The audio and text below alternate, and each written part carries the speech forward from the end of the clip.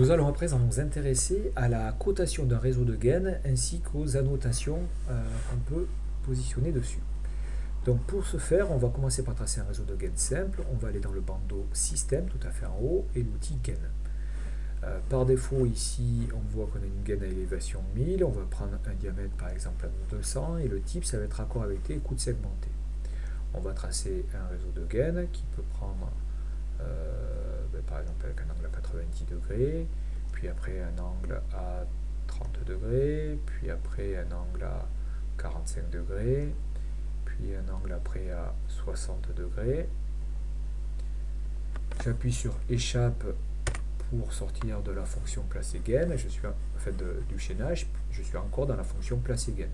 Je vais placer une gaine qui va partir de cette intersection là jusque là par exemple, puis je vais à nouveau appuyer sur échappe pour sortir du chaînage et je vais reprendre une gaine qui part de cette intersection là et on va s'amuser un petit peu à changer le diamètre pour créer une réduction et comme ça on pourra annoter cette réduction. J'appuie sur échappe une première fois et une deuxième fois. Je vais maintenant pouvoir passer à la phase d'annotation. Donc sur l'onglet tout à fait en haut, on va choisir annoter et on va choisir ici angulaire. Choisir angulaire, on voit bien qu'on est en train de placer une cote et cette cote là on va un petit peu on va viser l'axe de la gaine et l'autre axe de la gaine pour voir apparaître la valeur de la cote. Alors là on a la valeur qui est très grosse par rapport au réseau de gaine. Donc on va rapidement changer le paramétrage, donc on va appuyer sur échappe et on va ici tout simplement se mettre sur 1/50 pour changer un petit peu la valeur qui correspond. Donc on va supprimer cette gaine et recommencer notre cotation et on va comme ça pouvoir les positionner comme on veut. Donc là j'ai coté une gaine en 90, maintenant je vais coter une gaine, un raccord de gaine en 30 degrés. Donc soit je suis à 30 degrés, soit si je mets mon curseur de l'autre côté, il va coter 150 degrés. Donc ça n'a pas trop de sens, on va coter nous 30 degrés. On peut aussi coter directement le coude. Donc ici, c'est la surbrillance bleue. On peut coter ce segment-là, et comme ça, j'aurai l'angle du coude. Si je veux faire apparaître toutes mes valeurs différentes, j'ai fait 45 tout à l'heure, on a fait 60, et comme ça, on a les différents angles caractéristiques.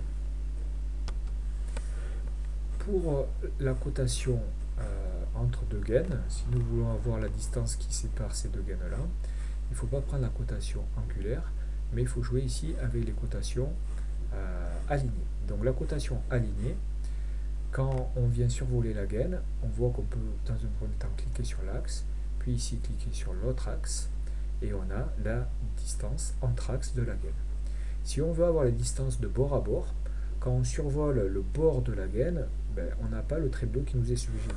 Pour le faire apparaître, on reste bien en bord de gaine et on appuie une première fois sur Tab et là on voit enfin apparaître l'élément bleu.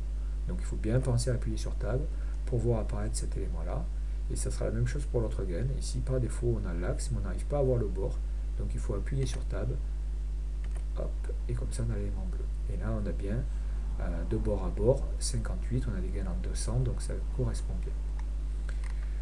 Ensuite, nous pouvons coter, si on veut, la longueur d'une gaine de la même façon, en prenant bien le segment à l'extrémité ici, le segment à l'autre extrémité, et on voit qu'on a une gaine en 1,25 m.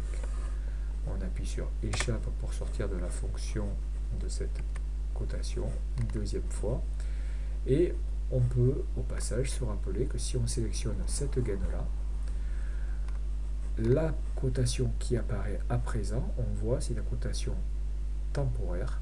Et la cotation temporaire nous dit qu'on a 1,25 m avec l'altimétrie à 1 m à 1 m. Si ici je choisis de mettre non pas 1,25 m mais de mettre 1,5 pour 1,50 m, il va de facto allonger la gaine dans ce sens-là parce qu'elle est contrainte de l'autre côté au niveau du raccord. On peut aussi, si on le souhaite, à ce niveau-là, changer l'espace et ici lui convenir d'une distance à 80. Donc il va décaler et il va décaler cette gaine qui est surlignée par rapport à l'autre. Voilà.